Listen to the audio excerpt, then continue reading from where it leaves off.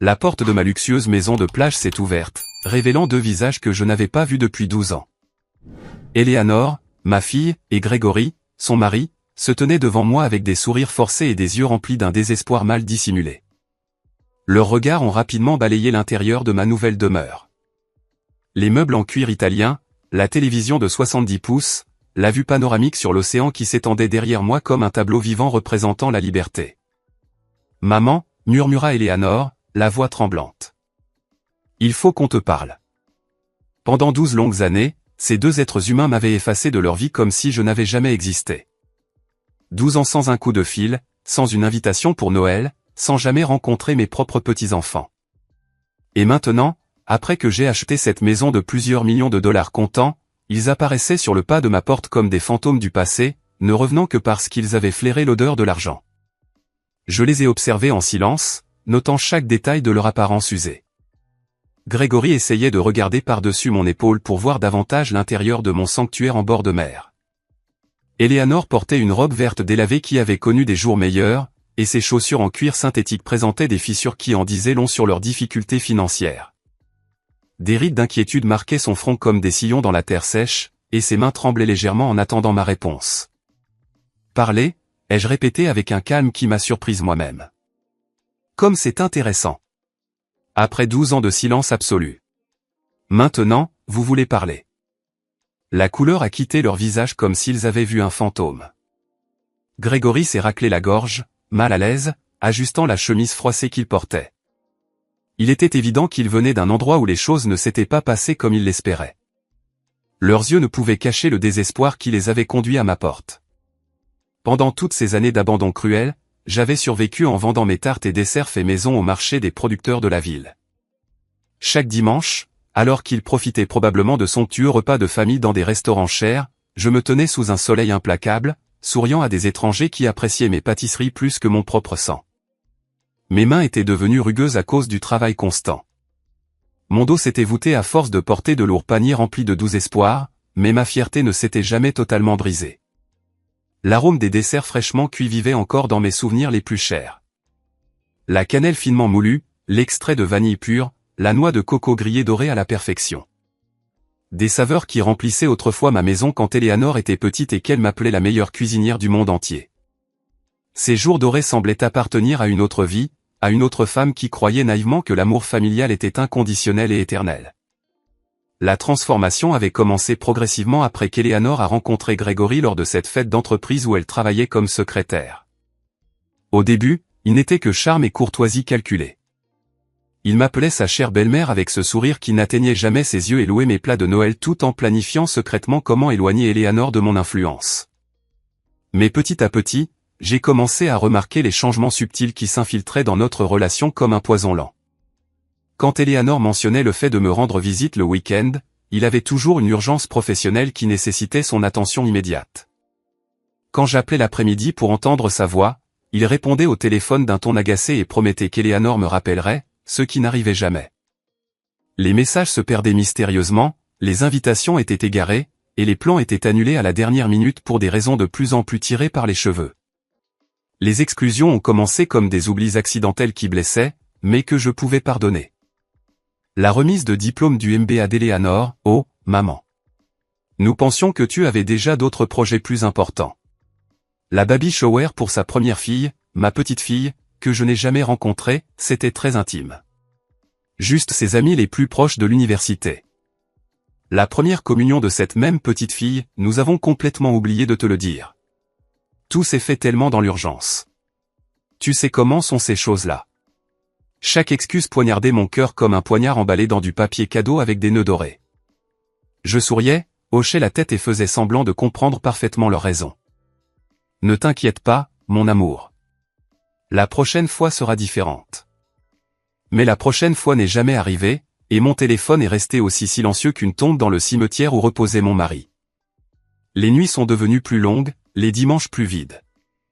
Je cuisinais pour une seule personne, je parlais aux photographies sur les murs, et je célébrais mes anniversaires avec une seule bougie solitaire plantée dans un petit gâteau que j'achetais à la boulangerie de Monsieur Peterson. Il demandait toujours des nouvelles d'Eleanor, et je répondais toujours par le même mensonge. Elle est très occupée avec sa nouvelle vie. vous savez ce que c'est. Mais maintenant, debout sur le seuil de la maison de mes rêves, avec l'océan murmurant des secrets derrière moi et l'odeur salée de la mer remplissant mes poumons, je les voyais pour ce qu'ils étaient vraiment. Je les ai invités à entrer d'un geste élégant de la main, observant leurs yeux s'écarquiller à la vue du luxe qui m'entourait désormais. Le sol en marbre italien brillait sous la lumière naturelle affluant par les immenses fenêtres, reflétant leurs petites silhouettes nerveuses. Eleanor marchait derrière Grégory comme une ombre, gardant la tête baissée tandis qu'il évaluait chaque meuble, chaque œuvre d'art, chaque détail de ma nouvelle réalité avec l'avidité mal dissimulée d'un expert professionnel. « Asseyez-vous », ai-je dit en désignant le canapé en cuir crème qui avait coûté plus d'argent qu'ils n'en avaient vu ensemble depuis des années. « Je suppose qu'après tant de temps, vous avez beaucoup de choses à me dire. » Grégory s'est raclé la gorge, adoptant cette posture d'homme important qu'il utilisait toujours quand il voulait impressionner quelqu'un. « Annabelle, nous savons que cela fait quelques années que nous ne nous sommes pas parlé, mais... » 12 ans, l'ai-je interrompu d'une voix ferme. Pas quelques années. 12 années exactes depuis que vous avez décidé que je n'existais pas. Eleanor a finalement levé les yeux, et j'ai pu voir des larmes perler dans ses yeux, mais elle ne m'émouvait plus comme autrefois. J'avais pleuré trop de nuits seule pour permettre à ces larmes calculées de me manipuler maintenant. Maman, ce n'était pas notre intention. Les choses sont devenues compliquées. Le travail de Grégory. Les enfants. Les enfants que je n'ai jamais rencontrés, ai-je répondu, sentant la rage contenue pendant des années commencer à bouillir en moi. Mes petits-enfants qui ont grandi sans savoir qu'ils avaient une grand-mère qui les aurait aimés inconditionnellement. Pendant ces 12 années d'exil forcé, je m'étais construit une routine qui m'avait permis de garder toute ma tête. Chaque matin, je me levais à 5 heures, préparant mes desserts avec le même dévouement que je mettais autrefois à m'occuper d'Eleanor quand elle était bébé. La pâte à tarte exigeait de la patience. Le point exact du caramel nécessitait une attention constante, et le temps de cuisson ne pardonnait pas les erreurs. Ces recettes étaient devenues mon salut et mon gagne-pain. Les dimanches au marché étaient mon moment d'interaction sociale. Des femmes plus âgées comme moi venaient acheter mes douceurs et nous finissions par parler de nos vies, de nos enfants absents, de nos rêves repoussés. Martha, une veuve de 72 ans, est devenue ma confidente sans que nous ne l'ayons prévu. Elle aussi avait été abandonnée par ses enfants après leur mariage. Elle aussi connaissait la douleur d'être invisible pour ceux qui étaient autrefois le centre de son univers. Les enfants pensent qu'une fois qu'ils fondent leur propre famille, nous, les parents, ne comptons plus, me disait Martha en achetant 3 tartes à ramener à ses voisins. Mais quand ils ont besoin de quelque chose, oh, alors là ils se souviennent que nous existons. À quel point cette conversation avait été prophétique. Maintenant, en regardant Eleanor se tordre les mains nerveusement pendant que Grégory calculait mentalement la valeur de ma nouvelle vie, je comprenais parfaitement ce que Martha avait voulu dire. Le changement chez Eleanor avait été graduel mais implacable. Pendant les premières années de son mariage, elle m'appelait encore occasionnellement, mais les conversations étaient devenues mécaniques, remplies de silence gênant. Grégory était toujours présent en arrière-plan, se raclant la gorge ou faisant des commentaires qui coupaient nos discussions comme des lames tranchantes. « Ta mère a toujours un drame à raconter », l'ai-je entendu dire une fois quand Eleanor pensait avoir raccroché le téléphone. Ma mère ne nous embête jamais avec ses problèmes personnels. Ses problèmes personnels. C'est ainsi que Grégory avait classé ma solitude, mon désir naturel de maintenir le contact avec ma fille unique, mon besoin de faire partie de sa nouvelle famille. Tout ce que je ressentais et dont j'avais besoin avait été réduit à des problèmes personnels, qui perturbaient leur vie conjugale parfaite. Les invitations familiales ont commencé à arriver moins fréquemment jusqu'à disparaître complètement. D'abord, ce fut le dîner de Thanksgiving. Cette année, ce sera quelque chose en petit comité, maman. Juste nous 4. Ensuite, Noël, les enfants sont malades. Il vaut mieux repousser. Puis les anniversaires, tout est devenu compliqué avec le travail de Grégory. Chaque excuse était accompagnée de fausses promesses concernant une prochaine fois, qui n'arrivait jamais. Eleanor avait développé un talent particulier pour faire paraître chaque rejet raisonnable. Chaque exclusion semblait temporaire. Chaque abandon donnait l'impression d'être pour mon propre bien. Nous ne voulons pas que tu te sentes obligé de venir, maman. Tu es assez âgée pour te reposer et profiter de ta tranquillité. Ma tranquillité. Comme si la solitude était un cadeau que j'avais demandé. Comme si me réveiller chaque matin dans un appartement silencieux était mon idée du bonheur. Comme si cuisiner pour une personne et manger devant la télévision était ma définition d'une vie bien remplie. Les années ont passé comme les pages d'un calendrier que personne ne lisait. Ma routine est devenue si prévisible que même le facteur savait exactement à quelle heure j'arroserais les plantes sur mon petit balcon. Lundi, préparer les tartes aux pommes. Mardi, les salades de gélatine de différentes saveurs. Mercredi, les gâteaux fondants au chocolat qui se vendaient comme des petits pains. Jeudi, les muffins qui parfumaient tout mon appartement. Vendredi, les chaussons aux épices et à la citrouille.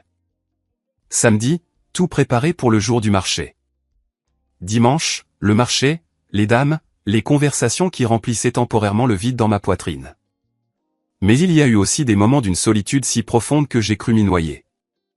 Des nuits entières éveillées, à fixer le téléphone qui ne sonnait jamais, à attendre un SMS qui n'arrivait pas. Des Noëls célébrés avec des émissions spéciales à la télévision et un petit sapin artificiel que je décorais toute seule. Le réveillon du Nouvel An accueilli avec un verre de vin mousseux tiède et l'espoir renouvelé que ce serait peut-être l'année des retrouvailles. La douleur la plus aiguë survenait à des moments inattendus, quand je voyais des familles entières au parc. Quand j'entendais d'autres grands-mères parler de leurs petits-enfants. Quand je passais devant des magasins de jouets et que je me demandais ce qui plairait aux miens. Eleanor avait eu 3 enfants que je ne connaissais qu'à travers des photos floues sur les réseaux sociaux, que je consultais depuis de faux comptes, comme une espionne dans ma propre famille. Maman. La voix d'Eleanor m'a ramené au présent. Nous savons que nous avons fait des erreurs. Des erreurs? Le mot est sorti de ma bouche comme une balle. Effacer ta mère de ta vie pendant 12 ans était une erreur. Refuser à tes enfants l'amour de leur grand-mère était une erreur. Grégory bougea de façon inconfortable sur son siège, comprenant enfin que cette conversation n'allait pas se dérouler comme il l'avait prévu. Ses yeux continuaient de scruter mon salon, calculant, évaluant, planifiant son prochain mouvement comme l'expert manipulateur qu'il avait toujours été.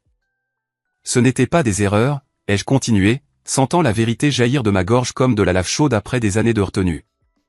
C'étaient des décisions conscientes, calculées et cruelles.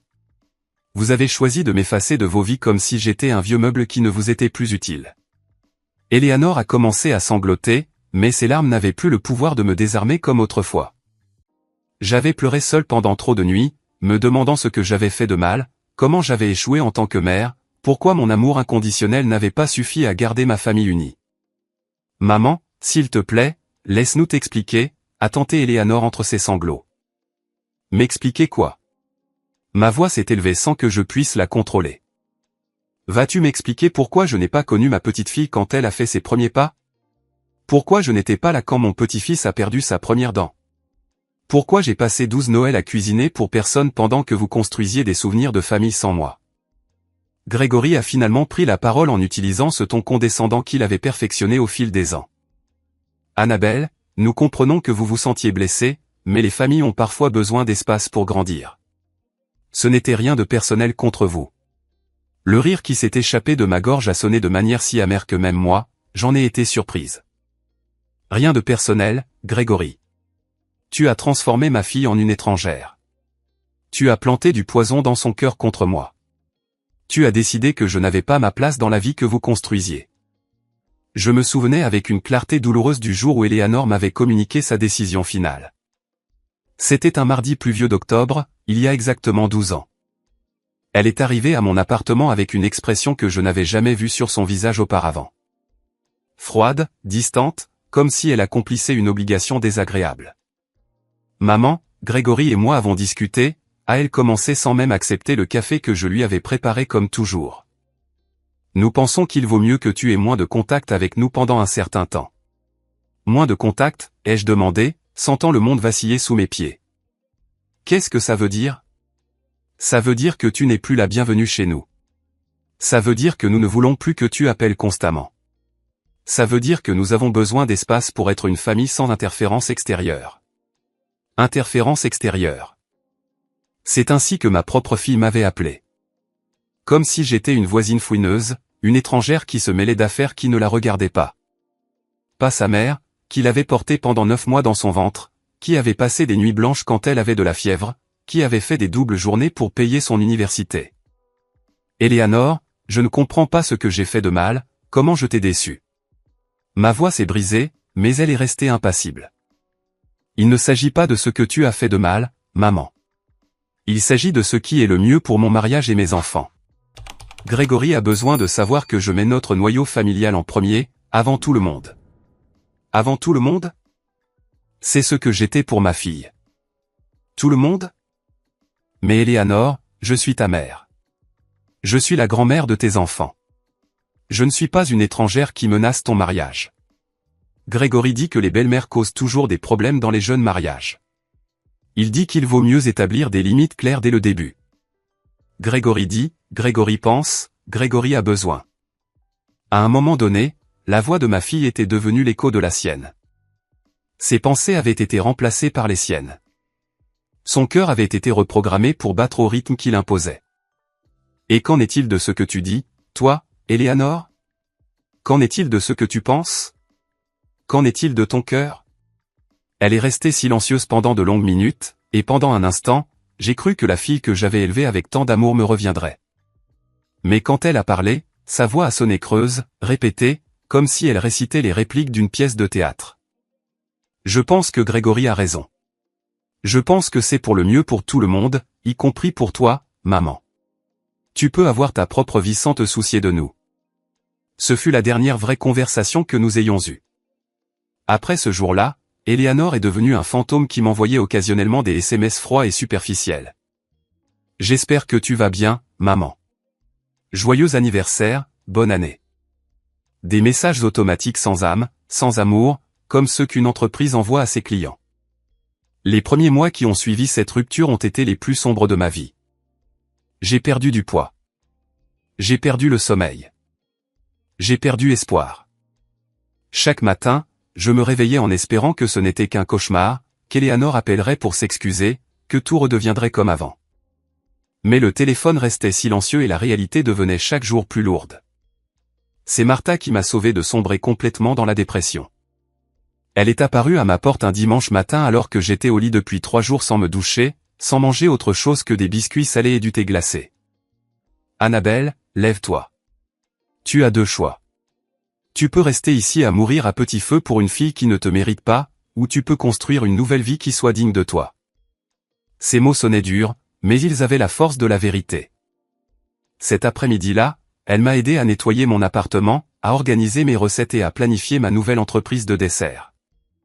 Et c'est ainsi que ma nouvelle vie a commencé, lentement, douloureusement, mais avec détermination. Chaque tarte que je vendais était un pas vers l'indépendance émotionnelle. Chaque client satisfait était une petite victoire personnelle. Chaque dollar gagné était la preuve que j'avais de la valeur, même si ma propre fille ne le voyait pas. Les dimanches au marché sont devenus ma thérapie hebdomadaire. Les dames qui achetaient mes desserts sont devenues ma nouvelle famille d'élection. Nous partagions des histoires d'enfants ingrats, de mariages qui divisaient les familles, de la solitude d'être mère dans une société qui vous jette quand vous n'êtes plus utile. Mon fils me dit que je suis trop dramatique quand je me plains qu'il ne vient pas me voir, m'a raconté une dame nommée Johanna en goûtant ma gélatine à la mangue. Mais ce n'est pas du drame. C'est une vraie douleur. C'est le besoin humain fondamental de se sentir aimé et valorisé par ceux que l'on a mis au monde. Maintenant assise dans mon salon, qui avait coûté plus cher que tout ce qu'Eleanor et Grégory possédaient ensemble, je me souvenais de chaque larme, de chaque nuit sans sommeil, de chaque anniversaire solitaire, et je les voyais là, petits et désespérés. Attendant quelque chose de moi après m'avoir tourné le dos pendant plus d'une décennie. Alors, après 12 ans de silence, ai-je dit d'une voix contrôlée, « Qu'est-ce qui vous amène exactement à ma porte ?» Grégory et Eleanor ont échangé un regard significatif.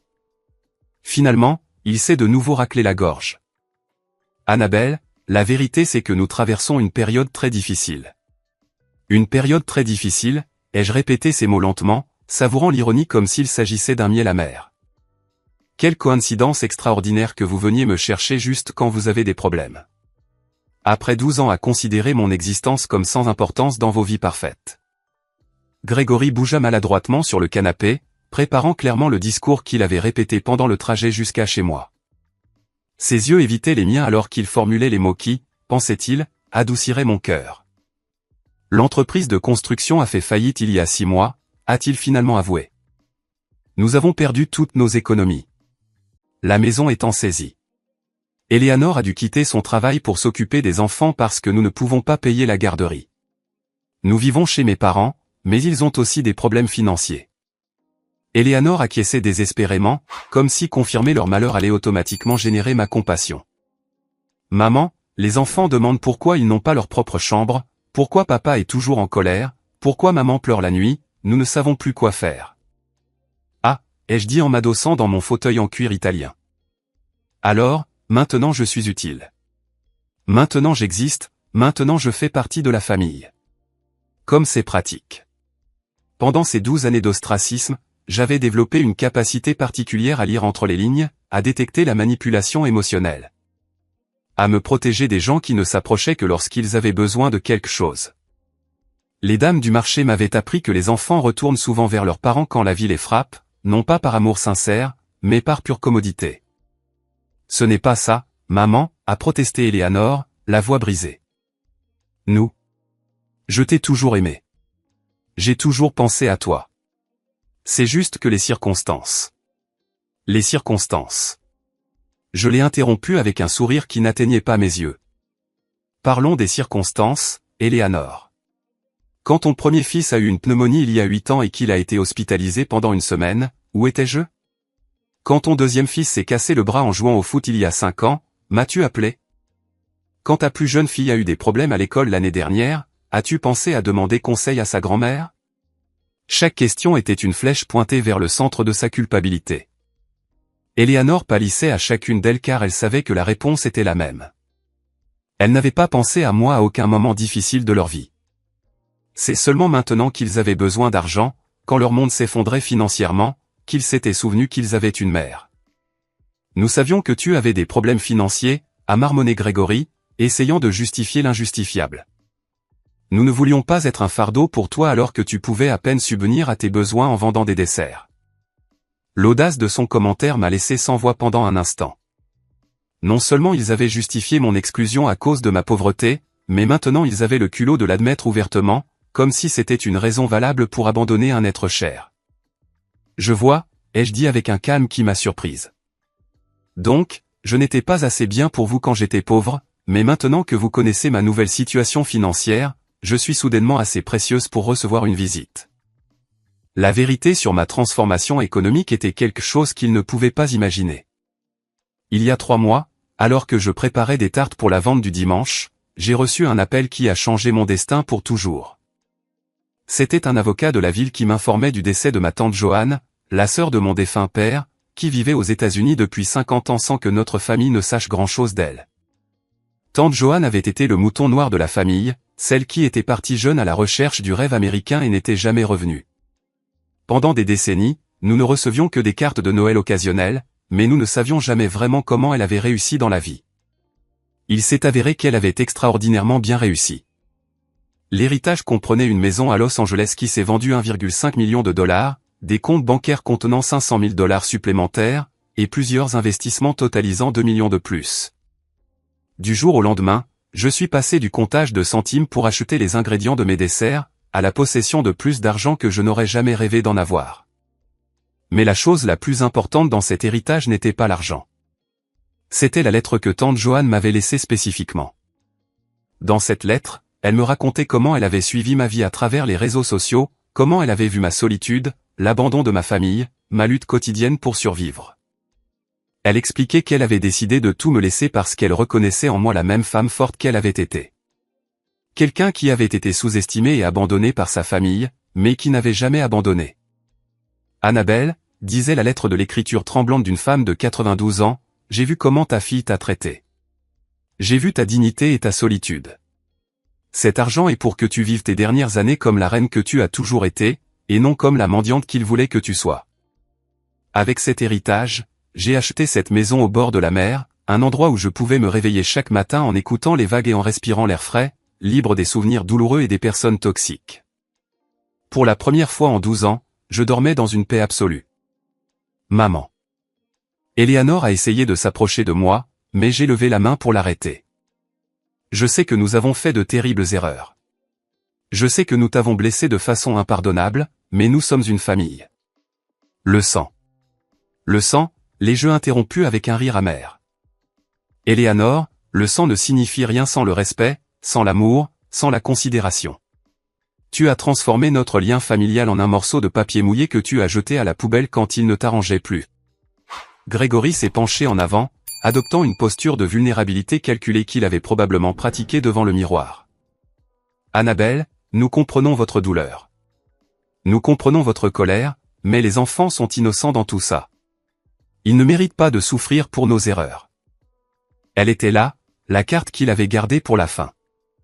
Les enfants, mes petits-enfants inconnus, la manipulation émotionnelle la plus puissante qu'ils avaient dans leur arsenal. Ils savaient que mentionner les petits pourrait adoucir mon cœur, endurci par des années de négligence.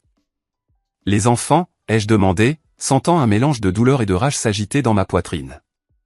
Ces mêmes enfants qui ont grandi sans savoir qu'ils avaient une grand-mère qui les aurait aimés inconditionnellement. Ces mêmes enfants à qui l'on a refusé l'amour, la sagesse et les soins de leur grand-mère pendant toutes ces années. Eleanor a recommencé à sangloter, mais cette fois ses larmes semblaient sincères, lourdes du poids d'une vraie culpabilité.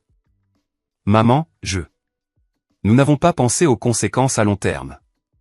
Grégory disait que c'était mieux pour le mariage. Que les belles-mères causaient toujours des problèmes. Grégory a dit, ai-je répété, regardant directement l'homme qui avait orchestré la destruction de ma relation avec ma fille. Grégory a pensé. Grégory a décidé. Et où était ta propre voix, Eleanor? Où était ton propre cœur? Ma voix s'est perdue quelque part entre les promesses d'un mariage parfait et la peur de contredire mon mari, a admis Eleanor avec une honnêteté qui m'a momentanément désarmé.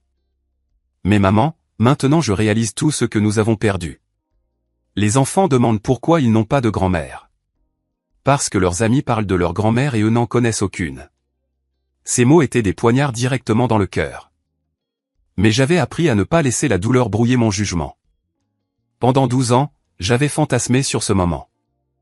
Le retour d'Eleanor, la reconnaissance de son erreur, la chance de rencontrer mes petits-enfants. Mais maintenant que cela arrivait, je réalisais que cela venait trop tard et pour de mauvaises raisons. Sais-tu combien d'anniversaires de mes petits-enfants j'ai manqué pendant que vous construisiez votre famille parfaite sans interférence extérieure, ai-je demandé, ma voix se durcissant à chaque mot. Sais-tu combien de nuits je suis resté éveillé à imaginer comment serait leur voix, leur rire, leur personnalité? Sais-tu combien de jouets j'ai achetés et stockés dans une boîte, attendant un jour qui n'est jamais venu? Grégory bougea nerveusement, clairement mal à l'aise avec la tournure que prenait la conversation. Son plan d'adoucissement émotionnel ne fonctionnait pas comme il l'avait espéré, et je pouvais le voir calculer mentalement son prochain mouvement manipulateur. Annabelle, nous comprenons votre blessure, est-il intervenu avec cette voix condescendante qu'il avait perfectionnée au fil des ans. Mais maintenant, nous pouvons changer tout ça. Les enfants peuvent vous rencontrer.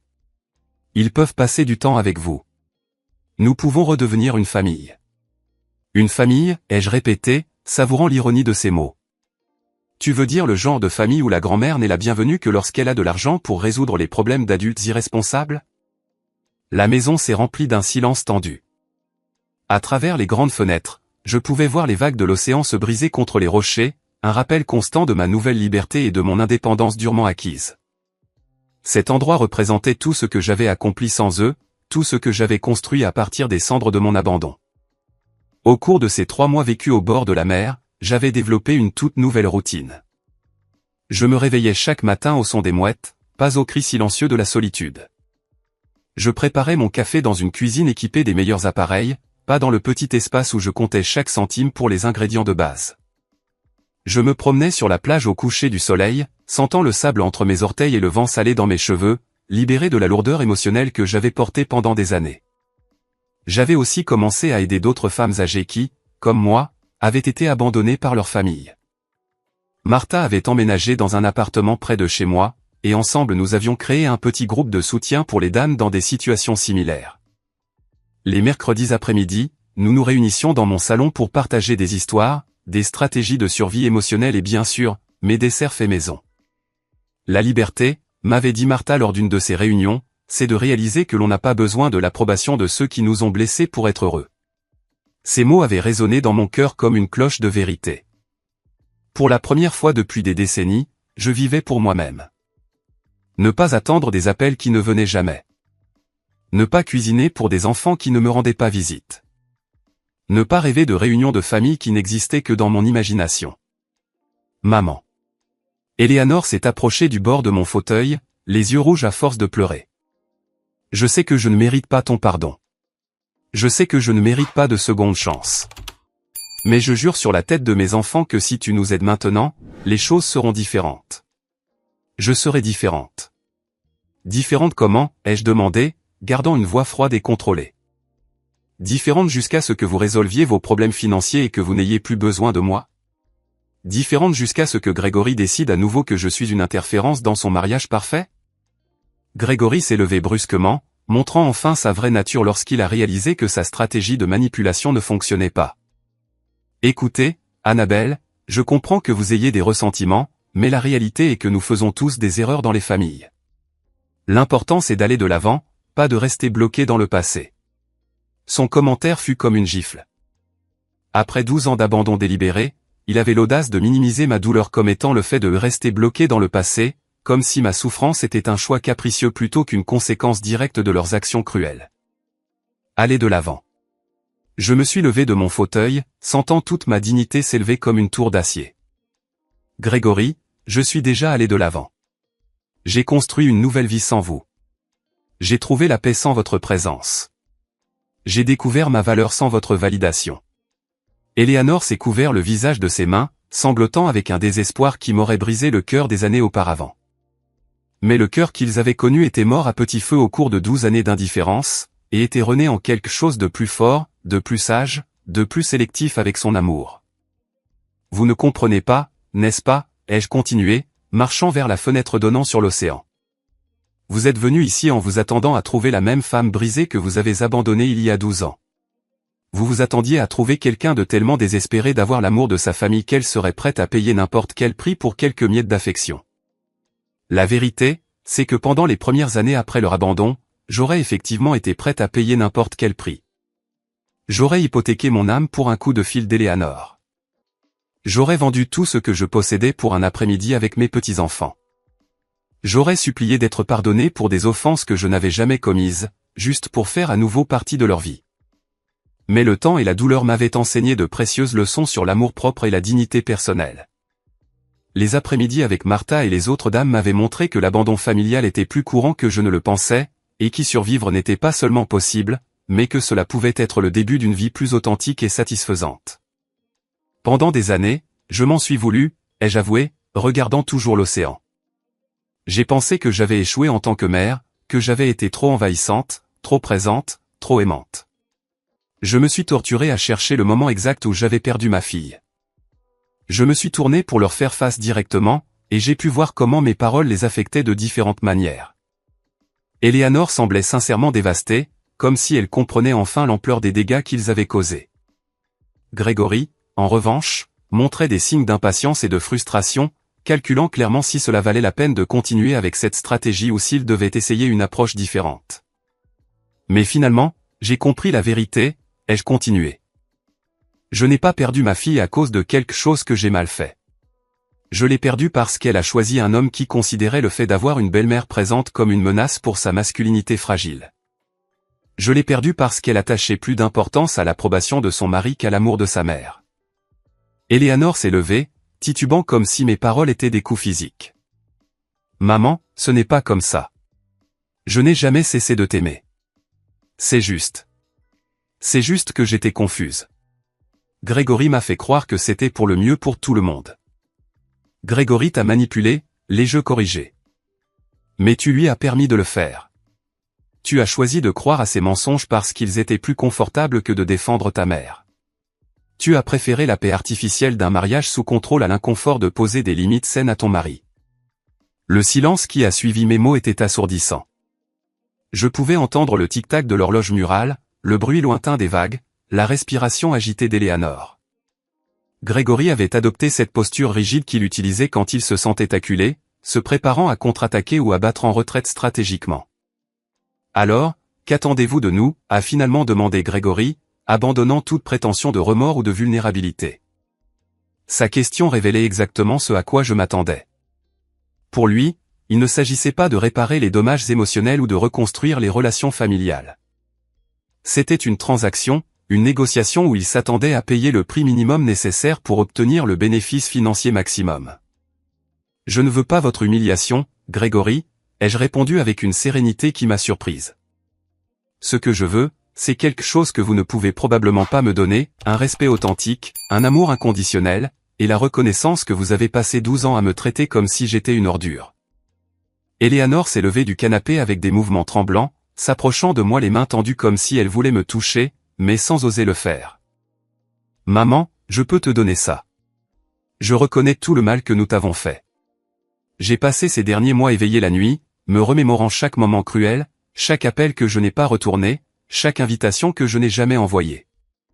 Ces derniers mois, les jeux interrompus, remarquant la spécificité de ses aveux.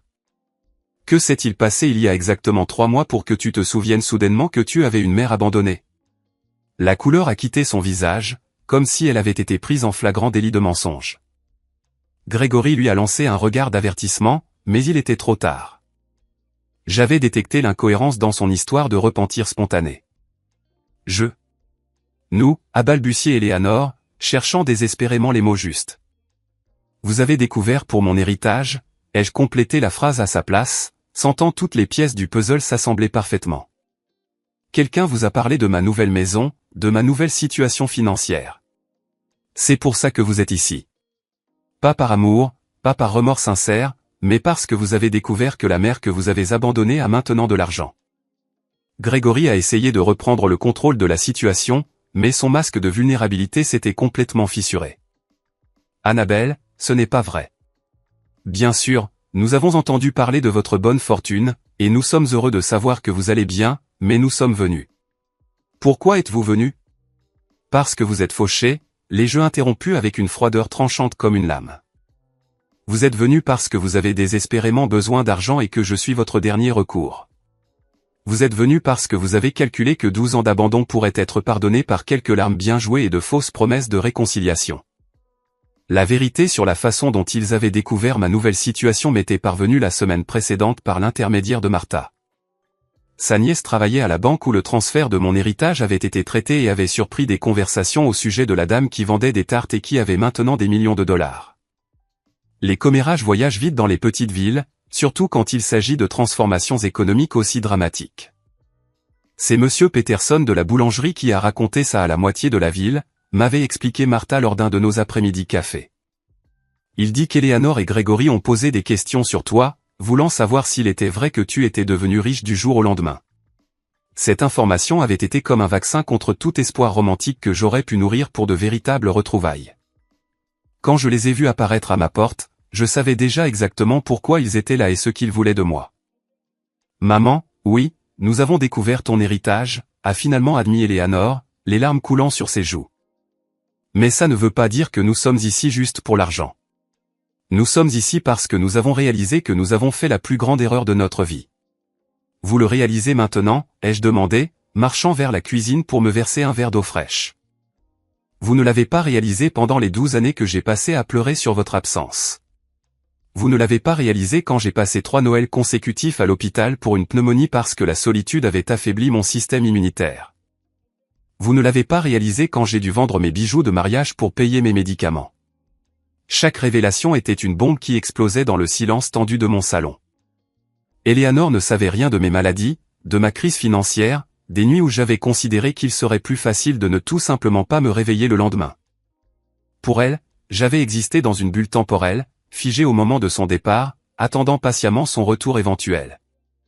Nous ne savions pas, a murmuré Eleanor, mais son excuse sonnait creux même pour elle-même.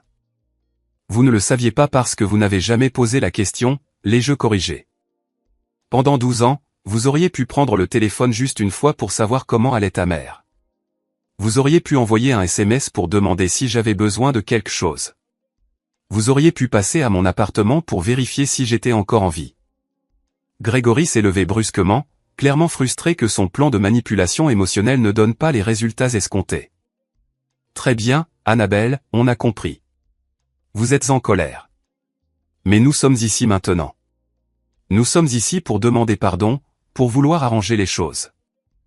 Est-ce que ça ne compte pas pour quelque chose? Sa question révélait la profondeur de son incompréhension quant aux dégâts qu'ils avaient causés. Pour lui, le pardon était quelque chose qu'on pouvait obtenir simplement en se présentant et en s'excusant. Comme si 12 ans d'abandon émotionnel pouvaient être effacés par une seule conversation inconfortable. Ce qui compte, Grégory, c'est le moment que vous avez choisi pour venir. Vous n'êtes pas venu quand j'avais besoin de vous. Vous êtes venu quand vous avez besoin de moi. Je me suis dirigé vers la fenêtre donnant sur le jardin où j'avais planté des roses rouges qui fleurissaient magnifiquement sous le soleil de la côte.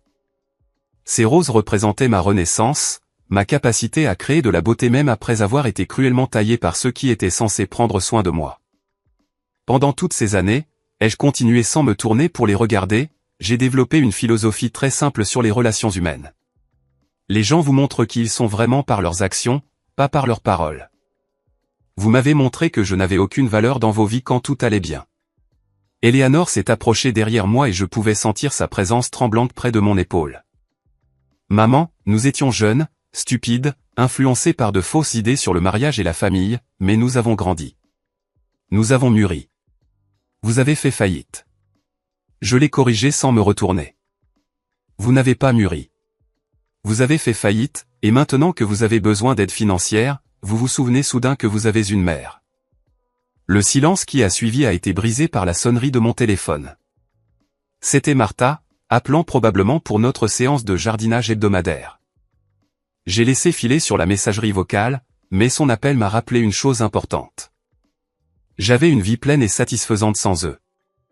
J'avais des amitiés sincères, un but, la tranquillité d'esprit.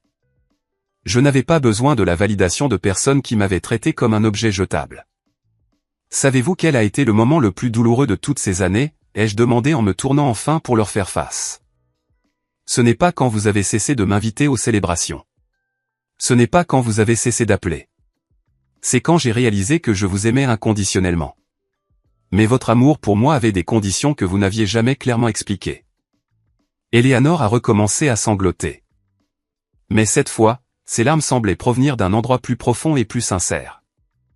Maman, je t'aime. Je t'ai toujours aimé.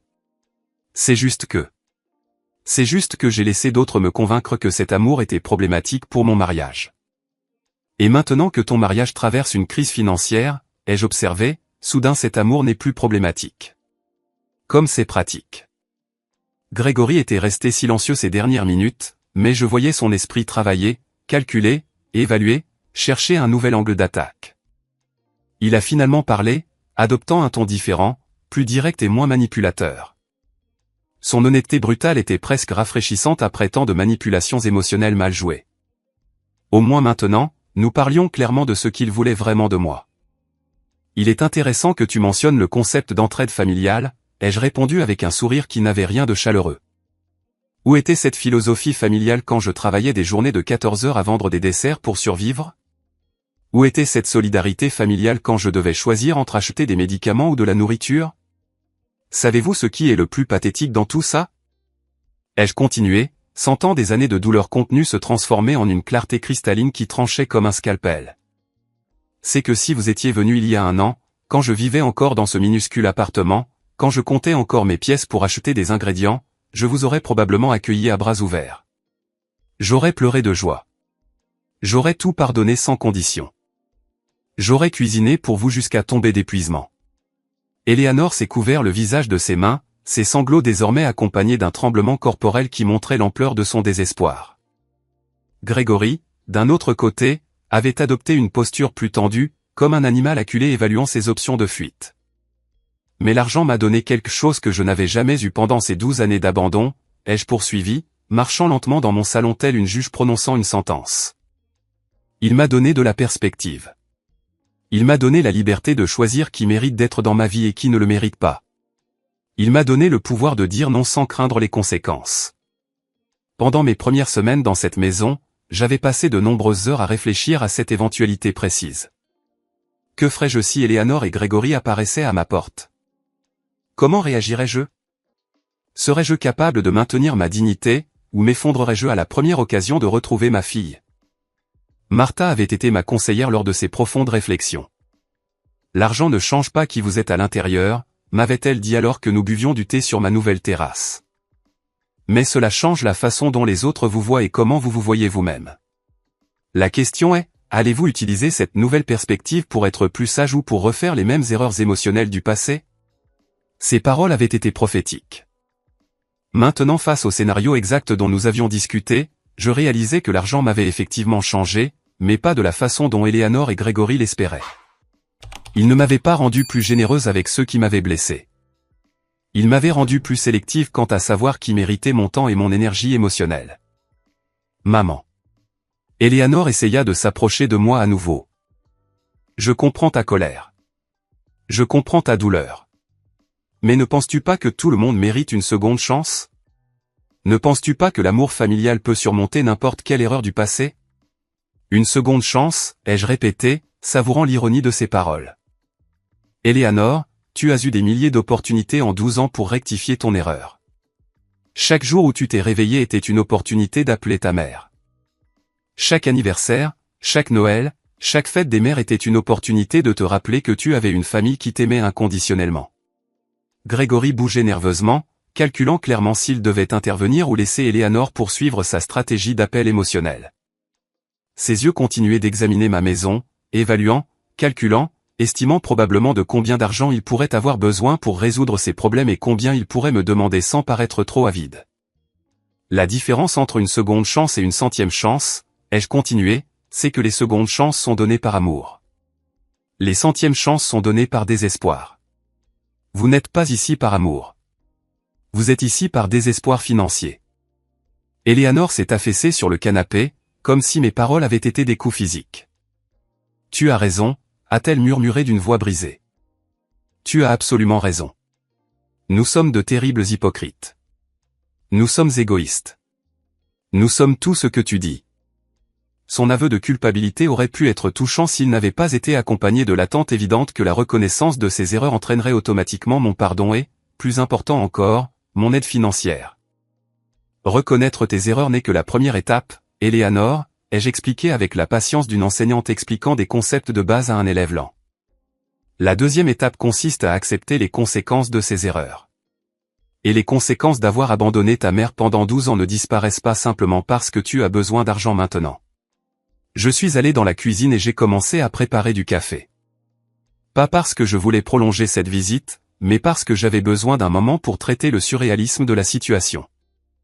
Après tant d'années à rêver de ces retrouvailles, la réalité était bien plus froide et calculée que je ne l'avais imaginé. Pendant que le café passait, j'entendais des chuchotements pressants entre Eleanor et Gregory dans le salon. Je ne pouvais pas distinguer les mots exacts, mais le ton était clairement celui de la stratégie et de la négociation. Ils recalibraient leur approche, cherchant de nouveaux angles de manipulation. Je suis revenu avec un plateau contenant une seule tasse de café. Je me suis assise dans mon fauteuil préféré et j'ai bu lentement, les observant comme une scientifique étudiant des spécimens dans un laboratoire. « Ne vas-tu pas nous offrir du café ?» a demandé Gregory, clairement irrité par mon manque d'hospitalité traditionnelle.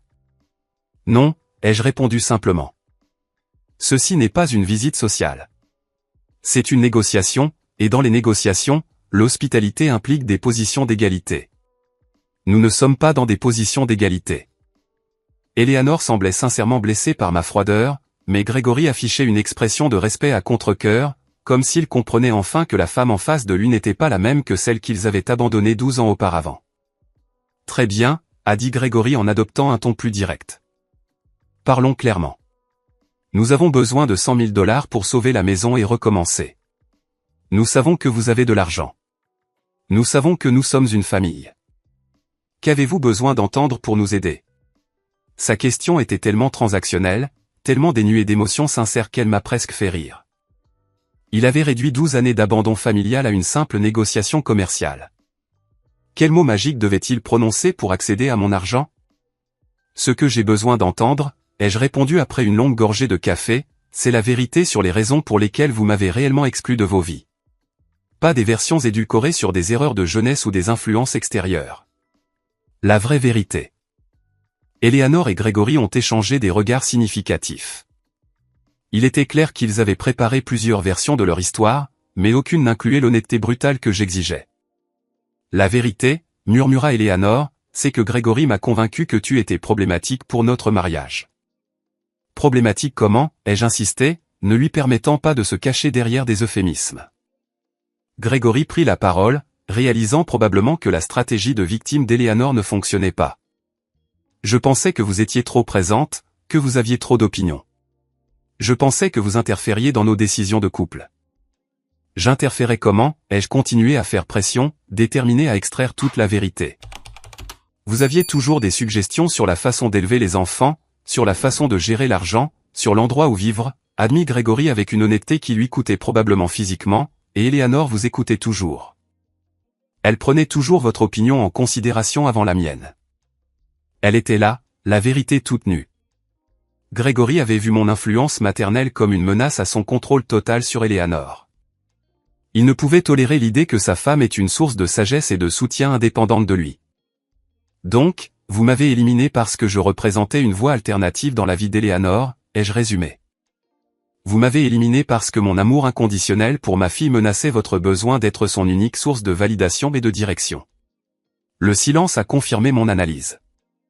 Eleanor a finalement relevé la tête, les yeux rougis, mais avec une expression de compréhension tardive. Maman, maintenant je comprends que Grégory avait à tort. Je comprends que j'ai besoin de ta voix dans ma vie. Je comprends que j'ai fait la plus grande erreur de mon existence en choisissant de lui plaire plutôt que d'honorer notre relation. Ces paroles semblaient sincères, mais elles arrivaient avec 12 ans de retard et dans le mauvais contexte. Il était facile de reconnaître ses erreurs lorsque les conséquences de ces erreurs vous détruisaient financièrement. Tu comprends maintenant que tu as besoin de ma voix dans ta vie, ai-je répété lentement ces mots. Mais tu as spécifiquement besoin de ma voix pour dire oui à un prêt de $100 000. Eleanor a tressailli face à la précision chirurgicale de mon observation. Grégory, au contraire, semblait irrité par mon refus d'accepter le récit de repentance qu'ils avaient si soigneusement construit. Annabelle, ça suffit avec ces jeux psychologiques, a-t-il finalement explosé, montrant sa vraie personnalité pour la première fois de l'après-midi. On a compris. Vous êtes en colère. On a compris. Nous avons fait des erreurs, mais nous sommes là maintenant, demandant de l'aide, prêts à faire amende honorable. Que voulez-vous de plus? Son explosion était exactement ce que j'avais attendu. Le moment où le masque de vulnérabilité tomberait complètement et révélerait l'homme contrôlant et manipulateur qu'il avait toujours été. Le même homme qui avait convaincu Eleanor que l'amour d'une mère était une menace pour son mariage. Ce que je veux, Grégory, c'est quelque chose que vous ne pourrez jamais me donner, ai-je répondu avec un calme qui contrastait de façon dramatique avec son agitation. Je veux qu'on me rende 12 ans de ma vie. Je veux avoir connu mes petits-enfants depuis qu'ils étaient bébés. Je veux avoir été présente pour leurs premiers pas, leurs premiers mots, leurs premiers jours d'école. Je me suis levé de mon fauteuil et j'ai marché vers une étagère où je gardais les quelques photos de famille que j'avais sauvées de mon ancienne vie. J'en ai pris une en particulier, Eleanor, à 5 ans, souriant sans ses dents de devant, s'accrochant à ma jambe avec une pure adoration dans les yeux. Cette petite fille m'aimait inconditionnellement, ai-je dit en leur montrant la photo. Cette petite fille m'appelait sa meilleure amie, son héroïne, sa personne préférée au monde. Qu'est-il arrivé à cette petite fille, Eleanor? Eleanor a regardé la photo avec une expression d'une telle douleur intense que, pendant un instant, j'ai cru qu'elle allait s'évanouir. Cette petite fille a grandi et est devenue une femme faible qui a permis à un homme peu sûr de lui de détruire la chose la plus précieuse qu'elle avait dans sa vie. Sa réponse m'a surprise par son honnêteté brutale. C'était la première fois de tout l'après-midi qu'elle montrait une réelle compréhension de l'ampleur de ce qu'elle avait perdu, et non pas seulement de ce qu'elle avait besoin de récupérer pour résoudre ses problèmes actuels. Exactement, ai-je confirmé, remettant la photo à sa place. Et maintenant, cette femme faible vient chercher la mère qu'elle a abandonnée, non pas parce qu'elle a trouvé sa force et sa voix indépendante, mais parce qu'elle a besoin d'argent. Grégory s'est levé brusquement, manifestement frustré par la direction que prenait la conversation. Vous savez quoi, Annabelle? Peut-être que vous aviez raison depuis le début. Peut-être que vous êtes trop dramatique, trop compliqué. Peut-être que c'était pour le mieux que nous nous soyons éloignés de tout ce drame émotionnel.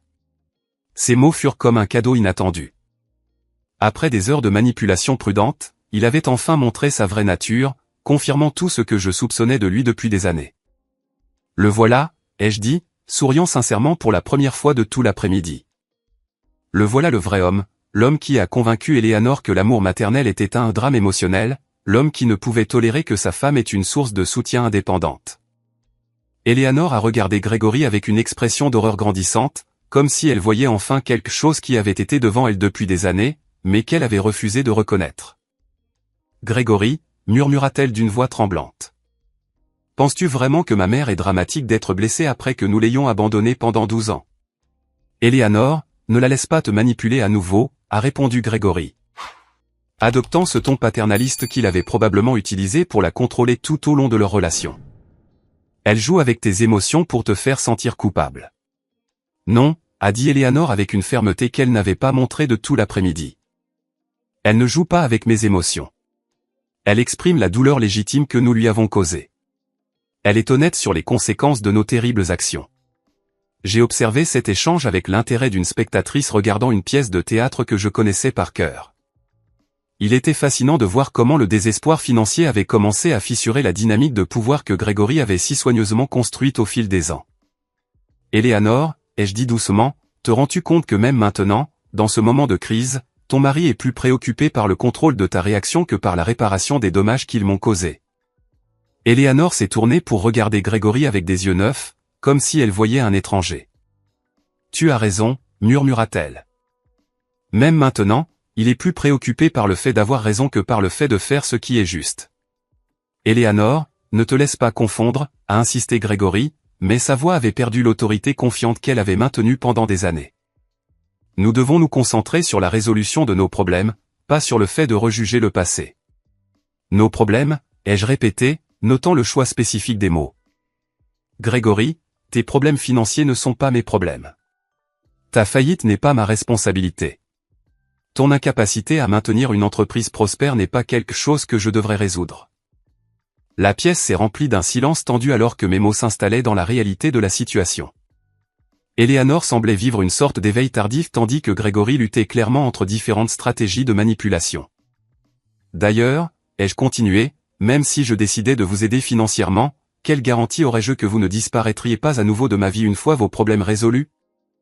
Eleanor a ouvert la bouche pour protester, mais l'a refermée lorsqu'elle a réalisé qu'elle n'avait pas de réponse convaincante. La vérité était qu'il n'y avait aucune garantie, et tout le monde dans cette pièce le savait.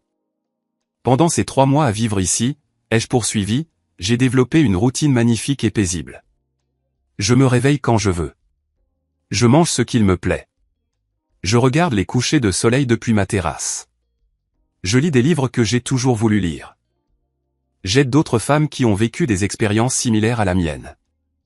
Je me suis approché à nouveau de la fenêtre, regardant les vagues qui se brisaient de façon rythmée contre les rochers. J'ai découvert que la tranquillité d'esprit n'a pas de prix. J'ai appris que la solitude choisie est infiniment supérieure à la compagnie toxique. Maman, Eleanor s'est approchée par derrière, la voix à peine un murmure. Que dois-je faire pour mériter ton pardon? Que dois-je faire pour reconquérir ton amour? Je me suis tourné pour lui faire face, voyant dans ses yeux un désespoir qui allait au-delà de la crise financière. Pour la première fois, elle semblait comprendre qu'elle avait perdu quelque chose de bien plus précieux que de l'argent ou des biens. Eleanor, ai-je dit avec une profonde tristesse que je ne m'attendais pas à ressentir. Mon pardon n'est pas à vendre, et mon amour n'a jamais été perdu. Le problème est que tu as transformé notre relation en une transaction commerciale le jour où tu as décidé que je n'avais de valeur que lorsque j'étais utile pour toi. Gregory, voyant qu'il perdait le contrôle de la situation, a tenté une dernière approche désespérée. Annabelle, si vous ne nous aidez pas, les enfants vont souffrir. Ils vont perdre leur maison. Ils vont devoir changer d'école. Ils vont vivre dans la pauvreté. Pouvez-vous vraiment dormir en paix en sachant que vos propres petits-enfants souffrent? Son dernier appel était la carte qu'il avait gardée pour le dernier moment, la culpabilité liée au bien-être des enfants. C'était une stratégie calculée pour toucher la corde la plus sensible de n'importe quelle grand-mère. Gregory, ai-je répondu avec une sérénité qui m'a surprise. Les enfants vont souffrir à cause des décisions irresponsables de leurs parents, pas à cause de mon refus de les sauver des conséquences de ces décisions. C'est vous qui avez créé cette crise, n'est-ce pas? Pas moi. Eleanor a recommencé à pleurer, mais cette fois ses larmes semblaient provenir d'une compréhension plus profonde de ce qu'elle avait véritablement perdu au cours de toutes ces années. Les enfants vont souffrir, ai-je continué, sentant chaque mot suspendu dans l'air comme une sentence finale. Mais ils vont souffrir les conséquences d'avoir des parents qui ont privilégié la fierté plutôt que l'amour familial, qui ont choisi le contrôle plutôt que la connexion, qui ont considéré l'argent comme plus important que les relations. Eleanor s'est complètement effondrée sur le canapé, sanglotant avec une intensité qui m'aurait brisé le cœur des années auparavant. Mais le cœur qui battait dans ma poitrine maintenant avait été forgé dans le feu de 12 années d'abandon et en était ressorti plus fort, plus sage, plus sélectif. Maman, a-t-elle murmuré à travers ses larmes. Que puis-je faire? Dis-moi, que puis-je faire pour arranger ça? Éléanore, ai-je répondu avec une tristesse profonde mais sereine. Certaines choses dans la vie ne peuvent pas être réparées. Certaines décisions ont des conséquences permanentes. Tu as décidé que je n'avais pas assez de valeur pour me garder dans vos vies quand tout allait bien. Tu ne peux pas t'attendre à ce que je considère maintenant que vous avez assez de valeur pour vous sauver quand tout va mal. Grégory s'est levé avec des mouvements brusques, sa frustration débordant finalement en une pure colère. Vous savez quoi, Annabelle? Vous avez raison. Vous étiez une erreur depuis le début. Vous étiez une interférence constante dans notre mariage. Éléanore se porte mieux sans vos drames, sans votre besoin constant d'attention, sans votre manipulation émotionnelle. Ces mots furent comme un cadeau final de clarté.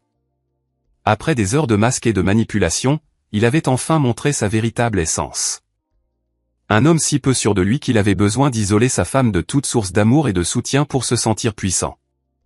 Merci, Grégory, ai-je dit avec un sourire sincère. Merci de confirmer exactement qui vous êtes et pourquoi j'ai pris la bonne décision en ne vous aidant pas. Éléanore a regardé son mari avec une expression d'horreur et de compréhension tardive. Grégory, viens-tu vraiment de qualifier la douleur légitime de ma mère de drame? Viens-tu vraiment de confirmer que tu m'as manipulé pour l'éloigner? Éléanore, ne la laisse pas te confondre avec ses jeux d'esprit, a insisté Grégory. Mais sa voix avait perdu toute autorité. Nous avons besoin de cet argent. Nous avons besoin de sauver notre famille. Votre famille, ai-je répété en me dirigeant vers la porte d'entrée, a été détruite il y a 12 ans lorsque vous avez décidé qu'une belle-mère aimante était plus dangereuse que la faillite émotionnelle. Maintenant, vous récoltez ce que vous avez semé. Éléanore s'est levée en chancelant, me suivant vers la porte avec des pas incertains. Maman, s'il te plaît. Je jure que si tu nous aides maintenant, tout sera différent. Je serai différente. Je fixerai des limites avec Grégory. Je défendrai notre relation. Éléanore, ai-je dit en posant la main sur la poignée de porte. Tu promets d'être différente sous une pression financière extrême. Tu promets des changements que tu n'as pas réussi à faire en 12 ans de mariage. Pourquoi devrais-je croire que cette crise va magiquement vous transformer en de meilleures personnes? Grégory s'est approché, adoptant une attitude plus agressive. Annabelle, vous allez regretter cette décision. Nous allons dire à toute la ville comment vous avez abandonné votre propre famille dans le besoin. Nous allons faire en sorte que tout le monde sache quel genre de mère vous êtes vraiment. Sa menace était si prévisible qu'elle m'a presque fait rire. C'était la dernière carte désespérée d'un manipulateur qui avait perdu tout son pouvoir. La menace de détruire ma réputation sociale. Grégory, ai-je répondu avec un calme qui l'a visiblement désarmé. La ville sait déjà exactement quel genre de mère je suis. Ils savent que pendant 12 ans, j'ai travaillé jusqu'à l'épuisement à vendre des desserts pour survivre. Ils savent que je n'ai jamais dit du mal de vous malgré votre abandon. Ils savent que j'ai gardé ma dignité même dans la pauvreté. J'ai grand ouvert la porte, sentant la brise marine remplir ma maison d'un air frais et purificateur. Ce qu'ils vont découvrir maintenant, c'est quel genre d'enfant et de gendre vous êtes. Ils vont découvrir comment vous avez traité une mère aimante pendant 12 ans et comment vous ne vous êtes présenté à sa porte que lorsque vous aviez besoin d'argent. Éléanore s'est arrêtée sur le seuil, se tournant pour me regarder une dernière fois. Dans ses yeux, j'ai vu quelque chose que je n'avais pas vu depuis des années. Du respect. Un respect mêlé de douleur, de regret, d'une compréhension tardive de ce qu'elle avait perdu. Maman, murmura-t-elle, j'espère qu'un jour tu pourras nous pardonner. J'espère qu'un jour nous pourrons trouver un moyen de guérir tous ces dommages. Éléanore, ai-je répondu avec une tristesse qui englobait des décennies de douleur. Le pardon ne consiste pas à oublier le passé. Il s'agit de se libérer du poids de la rancœur. Je me suis déjà libéré. Ce dont tu as besoin n'est pas de mon pardon. C'est d'apprendre à vivre avec les conséquences de tes décisions. Grégory est parti le premier, visiblement furieux et vaincu. Éléanore l'a suivi lentement, se retournant plusieurs fois comme si elle voulait dire autre chose. Mais les mots ne sont jamais venus. Je les ai regardés marcher jusqu'à leur vieille voiture cabossée, leurs petites silhouettes insignifiantes contre la toile de fond de l'océan infini. Après 12 ans, Ils avaient finalement quitté ma vie de la même manière qu'ils y étaient entrés, en cherchant quelque chose pour eux-mêmes sans rien offrir d'authentique en retour. J'ai fermé la porte doucement et je suis retourné dans mon salon où le silence résonnait comme une bénédiction. Il n'y avait ni cri, ni manipulation, ni drame émotionnel, juste la paix. Je me suis servi un verre de vin blanc que j'avais gardé pour une occasion spéciale et je suis sorti sur ma terrasse. Le soleil commençait à se coucher, peignant le ciel dans des tons d'or et de rose qui se reflétaient sur les vagues calmes. Mon téléphone a sonné. C'était Martha. Comment ça s'est passé avec les visiteurs inattendus, a-t-elle demandé avec la sagesse de quelqu'un qui avait traversé des expériences similaires. Exactement comme nous l'avions prévu, ai-je répondu en prenant une gorgée de vin et en sentant la paix s'installer dans mes os. Ils sont venus pour de l'argent, pas par amour. Ils ont confirmé tout ce que nous savions déjà d'eux. Et comment te sens-tu? J'ai réfléchi à sa question en regardant une mouette planer gracieusement au-dessus des vagues. Je me sens libre, Martha. Je me sens complètement et absolument libre. Cette nuit-là, après l'appel de Martha, j'ai marché sur la plage sous les étoiles, le sable frais entre mes orteils, le son rythmé des vagues, l'immensité de l'océan s'étendant jusqu'à l'horizon. Tout me rappelait que j'avais choisi une vie de paix plutôt qu'une vie de complications familiales toxiques. Dans les jours qui ont suivi, la nouvelle de la visite d'Eleanor et Grégory s'est répandue dans la ville comme je l'avais prédit, mais les réactions ont été tout le contraire de ce que Grégory avait attendu. Les dames du marché ont exprimé leur soutien, beaucoup partageant des histoires similaires d'enfants qui n'apparaissaient que lorsqu'ils avaient besoin d'argent. « Vous avez fait ce qu'il fallait, Annabelle », m'a dit Monsieur Peterson de la boulangerie quand je suis allé acheter du pain une semaine plus tard. Une mère qui se respecte apprend à ses enfants à la respecter aussi. 2 mois plus tard, j'ai reçu un SMS d'Eleanor. Il était simple, sans manipulation, sans demande, « Maman, je suis en thérapie. J'apprends ce que sont les relations toxiques et les limites saines. J'espère qu'un jour, quand je serai vraiment prête à être la fille que tu mérites, tu pourras envisager d'apprendre à me connaître à nouveau. Je t'aime. » Je n'ai pas répondu immédiatement. À la place, j'ai sauvegardé le message et j'ai continué ma nouvelle vie. Mes matinées de jardinage, mes après-midi à aider d'autres femmes plus âgées, mes soirées dans une solitude contemplative. Peut-être qu'un jour Eleanor trouverait vraiment sa voie indépendante. Peut-être qu'un jour elle apprendrait à fixer des limites saines avec Grégory. Peut-être qu'un jour nous pourrions construire une relation basée sur le respect mutuel au lieu d'un besoin désespéré. Mais en attendant ce jour, s'il devait arriver, je continuerai à vivre ma vie bien remplie et digne, entourée par l'océan infini, qui me rappelait quotidiennement que certains courants sont trop forts pour être modifiés. Et que la sagesse réside dans l'apprentissage de la navigation dans des eaux plus calmes. L'argent m'avait donné beaucoup de choses, mais la plus précieuse n'était ni la maison ni les luxes. C'était la capacité de choisir qui méritait mon temps, mon énergie et mon amour, et j'avais choisi sagement. I was like, why does that breathing sound like Joey's breathing? And there's like a kind of, like a little laugh.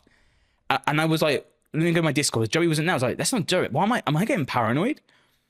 And I was like, what? And I realized Joey had gone into the lobby on Fortnite, stumbled. Oh, I fell. I pressed the button. Oh, what am I doing here? I didn't know you were playing. Yeah. I was like, all right, Joey. So we ended up Joey started third wheeling us. Fucking outrageous. Wait, what you guys were trying to hook me up with Cabbage? Cabbage said that she's looking for someone, like, you know, trying to find love in that. And I said, what about Joey? Because like last time you chatted, it was a good laugh. And she was like, no, listen, Joey, we are at the age where we need people like more our age. You know what I mean? Not with like she's 27. She's full of. She's got a whole life ahead of her. She says, you ain't got time for that shit.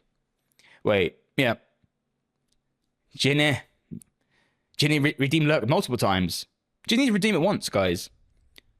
All right, one will do. Yeah, one will do. You have to waste your token point. Well, it's 1 point. Fuck it. You don't have to keep redeeming it. Just do it once, guys. Otherwise, we have to time you out. Before Nada came streamer, Nada used to play with me. That's why I joined the lobby. I used to play once in a blue moon, Joey. You know I was never playing video games. Yeah, Clogs chat. Just, guys, when you do that lurk thing, do it once. If you keep repeating it, mods will have to time you out for a bit. All your channel points will do, yeah. Just the one. Cabbage should take Paige out of Panda book. Stay single relation is too much Panda, no like sharing nothing. You sound like my girlfriend. All right. Found the Pokemon level up meta. Don't start doing that shit, please, because you will all get timed out if you start trying to cheat that way. Right, okay. Where are we? Well, now you say it. Don't, because my mods are trigger happy right now. They will time you out. Any excuse. Oh, Chris, mate, I was trying to speak earlier. There's non-stop chat. That's the M&S cookie, yeah? The, what's it called again? Chocolate and caramel pretzel one. It's amazing. Hey, man. How you doing? Judy. Hey, Judy. What's up, man? How you doing? Welcome in. First time chat. Why did you bite into the shape of an umbrella? I didn't even notice that. Oh, yeah, shit, it is an umbrella. Do you remember the old Jaffa Cake commercials, like half moon, full moon, what, total eclipse? Full moon, half moon, total eclipse. I ain't saying that out loud, Neo. Put the cookie down now. Who told you to eat my cookies? Yes, I can now mod with 2 hands instead of 1. Fuck. You guys, you're all fucked up. You're done. Faith is now like almost 100% with both hands. I know her. She will get 2 keyboards so she can just keep tapping away and banning people, telling them out. Yeah, no foreplay, exactly. Straight in there. I know. I think some people just like to come in and be like, oh, it's bold. I'm like, you say it like it upsets me. Bro, I like not having hair, believe it or not. Especially when it's freshly shaved. Oh my God. Hell yeah. None of this expensive like barbershops and shit. Oh my God, make me mod 2. I want to time people out. First of all, you gotta wine and dine me before you know. So you need to chill out. Dude over there trying to make the umbrella out of Squid Game. I was unintentional. What are the badges next to Neo and Faith's name? They're mods. They have some power. They have some authority. Yeah. Admin abuse. Yeah, we have to abuse them. I fear we yet keep close many superstitions that may seem backward to a young man of your high learning. What are you on about? I bet the breeze in your head feels good. Mate, I'm telling you now, it does. I've seen people when it's hot and they're like, look, the gel and the mousse is all leaking and shit. And handkerchief, tissue, like a bowling ball, mate. Oh my God, it glistens and it feels so good. Occasionally, you might want to put a little bit not talc, but I've seen people who use a special roll-on so their head doesn't shine on stream. I'm like, what are you doing? What are we doing here, people? His haircut helps with the aerodynamics. I know, man. I know, I'm just chatting out a dookie. Okay. Yeah, thanks, Neo, for that timeout. I don't know why people come in and just do random shit like that. But like I said, I think just weirdos like to come in and just do shit. So yeah, fuck it. Old me, when I first started streaming, oh, hey, please. And the pup was like, bullshit. Now I'm at the point where I'm like, I don't need you weirdo haters. We've got this massive community here who... I'm all out of like... There's no slots available for more haters. I've got my community here. That's how timeout works, Judy. Kind of want to go bold now. Chris, mate, it's amazing. Listen, when it's summertime, summertime, you know what I mean? When it's really hot, heat waves and stuff, you might have to put a little bit of sunblock on. But if you're like